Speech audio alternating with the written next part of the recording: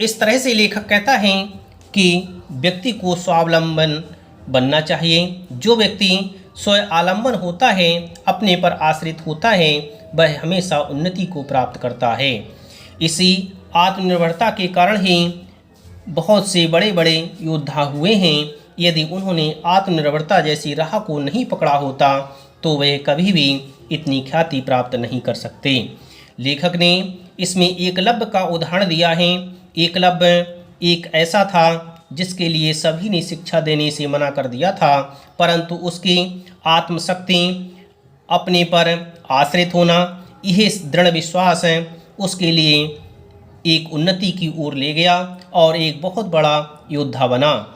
इसी तरह से शिवाजी के बारे में भी कहा जाता है कि शिवाजी ने ही अपने आत्मशक्ति के द्वारा ही औरंगजेब जैसी बड़ी सेना को हराया था। इस तरह से जो व्यक्ति आत्मनिर्भर होता है, अपने पर विश्वास करता है, अपने खुद के निर्णय लेने में सक्षम होता है, वह व्यक्ति हमेशा उन्नति को प्राप्त करता है और इस संसार में ख्याति प्राप्त करता है।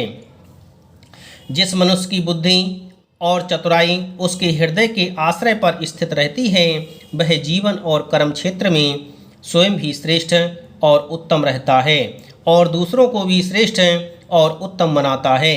इस तरह से जो व्यक्ति अपनी बुद्धि के द्वारा, अपनी चतुराई के द्वारा अपनी उन्नति करता है, अपने जीवन को अच्छा बनाता है, वह व्यक्ति हमेशा अपने लिए तो प्रसिद्धि प्राप्त करता ही है, बल्कि दूसरों का भी सहारा बनता है, दूसरों की भी राह को दिखाता है।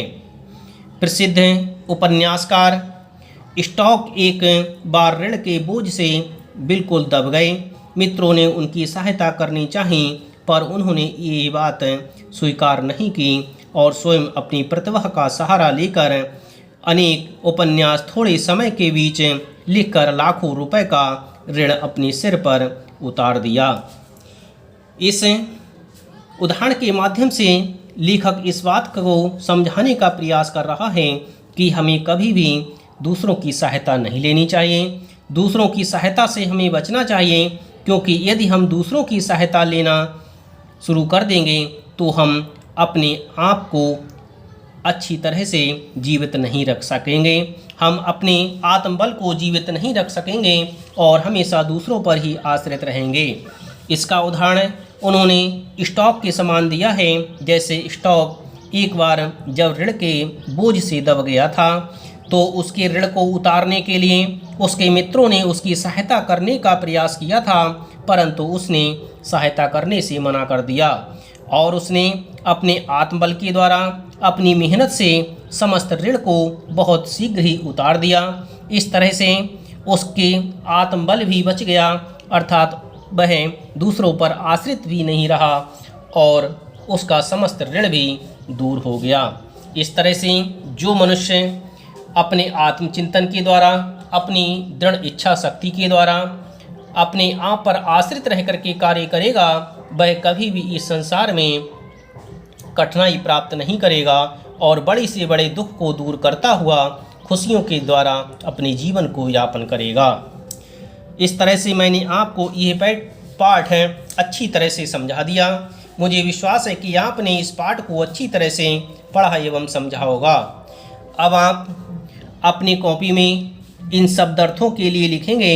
यह आपकी किताब में ये शब्द अर्थ दिए गए हैं, इन्हें देख करके आप अपनी कॉपी में अच्छी तरह से लिख लेंगे।